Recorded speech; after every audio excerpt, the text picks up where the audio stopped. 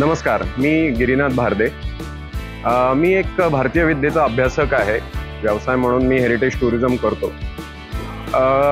इथे जो फर्ग्युसन कॉलेजच्या ग्राउंडवर जो पुस्तक महोत्सव भरला आहे, मला वाटत नाही की एवढा मोठ्या प्रमाणावर पुस्तकांचा उत्सव कधी भरला असेल पुण्यात। आणि रोज येतोय मी, म्हणजे पहिल्या दिवसापासून आजपर्यंत, किंबहुना उद्या परवाही येत राहीन, कारण पुस्तकच एवढी आहेत, स्टॉल्स एवढे आहेत की नक्की काय काय बघू, किती खरेदी करू, अशी परिस्थिती आहे। त्यामुळे ज्ञानाचा प्रचंड मोठा खजिना इथे या ग्राउंडवर तुम्हाला भरलेल्या अलिबाबाची गुहा आहे म्हणलं तर वावगं ठरणार नाही।